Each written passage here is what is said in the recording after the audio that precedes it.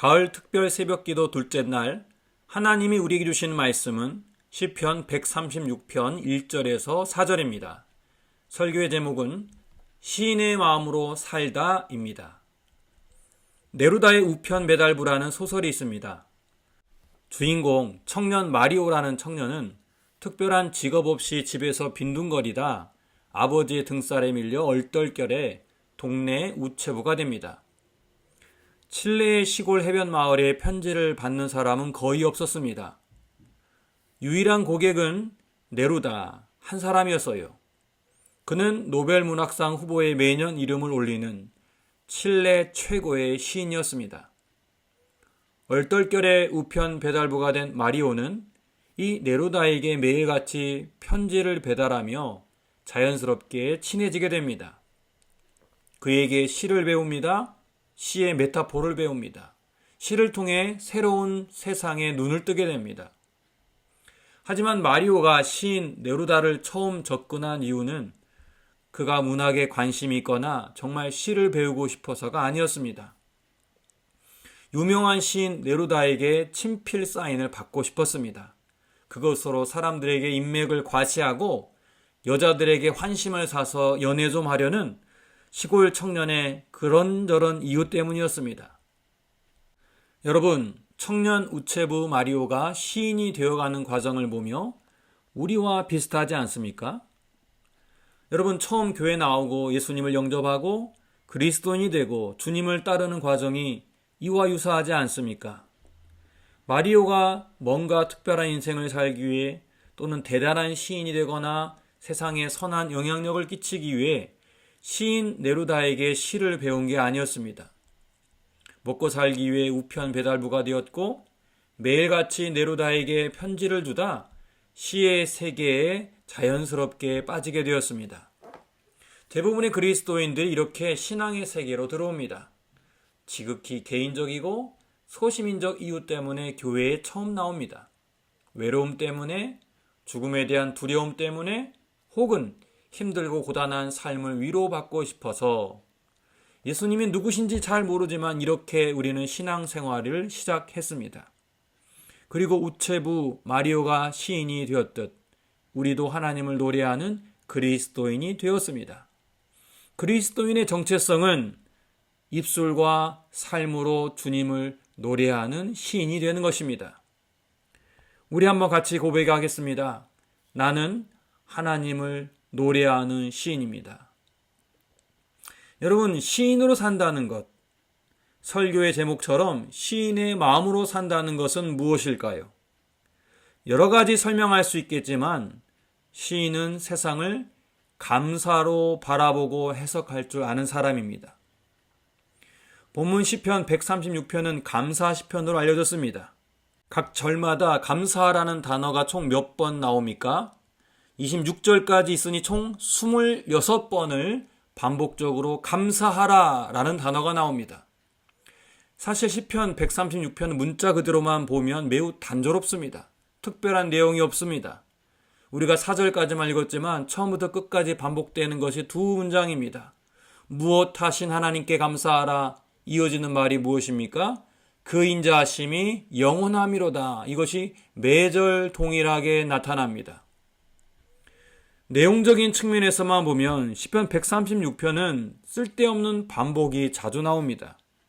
단순히 하나님께 이런저런 이유로 감사할 것을 전달하는 목적이었다면 26절까지 필요 없습니다.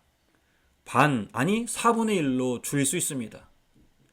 바꿔 말하면 시편 136편은 내용 전달의 목적이 아닙니다.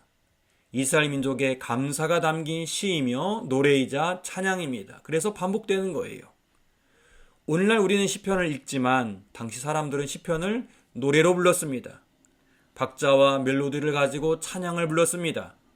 하나님을 향하여 그들이 가진 감사와 감격, 기쁨을 시와 노래로 표현했습니다. 하나님이 내 감사의 마음 아실 거야. 여기에 그치지 않았습니다. 적극적으로 그것을 표현했습니다. 예술적인 감성을 동원하여 시로 표현했습니다. 벅차오르는 감격을 노래로 표현했습니다. 때로는 다양한 소리를 내는 악기로 표현했습니다. 뜬금없는 질문이겠지만 결혼하신 분들 한번 대답해 보세요. 여러분, 사랑하는 사람과 결혼하셨습니까? 여러분, 결혼은 사랑하는 사람과 결혼하는 게 아니라고 합니다. 그러면 누구와 결혼하느냐? 나와 결혼해 주시겠습니까? 이렇게 말로 표현하는 사람과 결혼한다고 합니다. 말장난으로 들릴 수 있겠지만 아닙니다. 사랑하기 때문에 프로포즈 하는 거겠지만 여러분, 결혼하고 싶으면 표현해야 합니다. 아무리 마음속으로 사랑한다고 해도 결혼하자라고 말해야 그 사람과 결혼할 수 있습니다. 하나님과의 관계도 마찬가지예요. 하나님 얼마나 내가 사랑하는지 다 알아.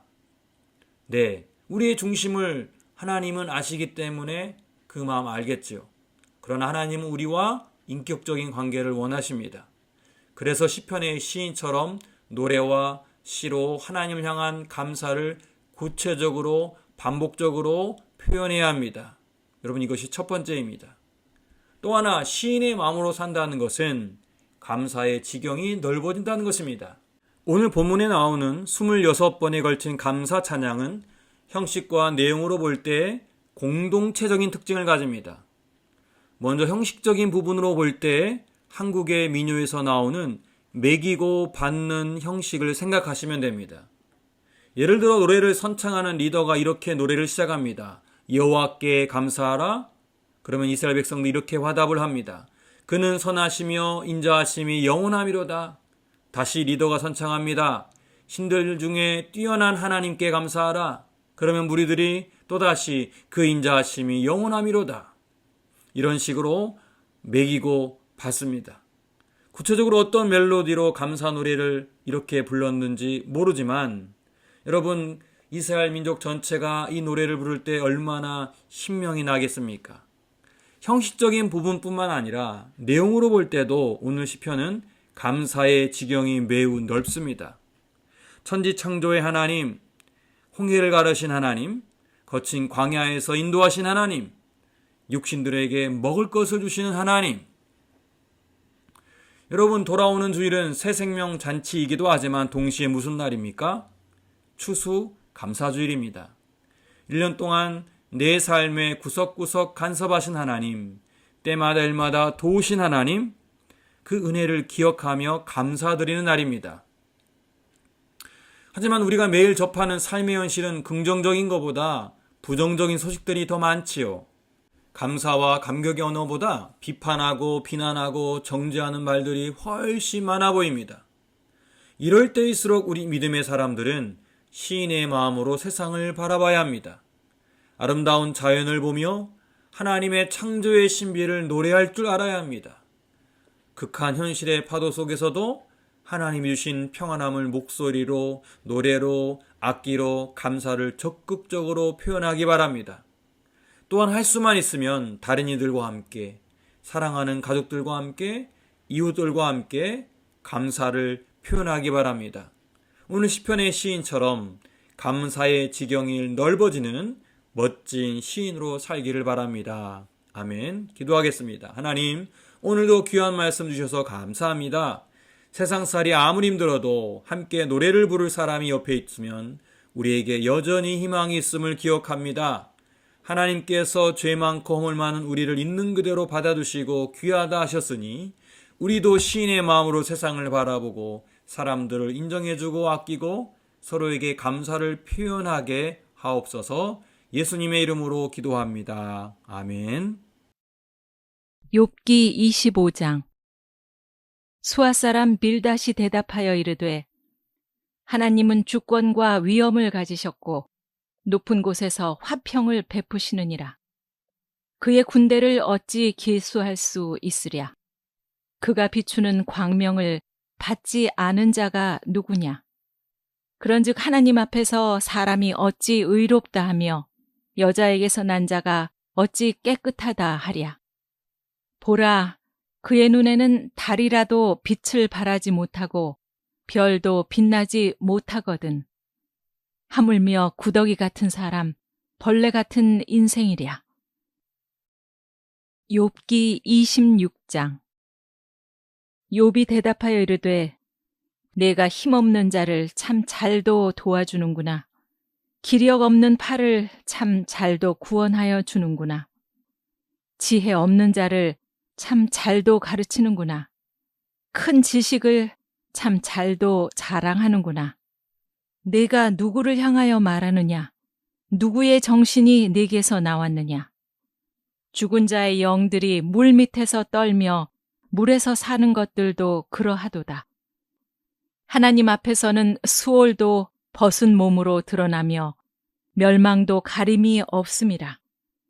그는 북쪽을 허공에 펴시며 땅을 아무것도 없는 곳에 매다시며 물을 빽빽한 구름에 싸시나 그 밑에 구름이 찢어지지 아니하느니라. 그는 보름달을 가리시고 자기의 구름을 그 위에 펴시며 수면의 경계를 그으시니 빛과 어둠이 함께 끝나는 곳이니라. 그가 꾸짖으신즉 하늘 기둥이 흔들리며 놀라느니라.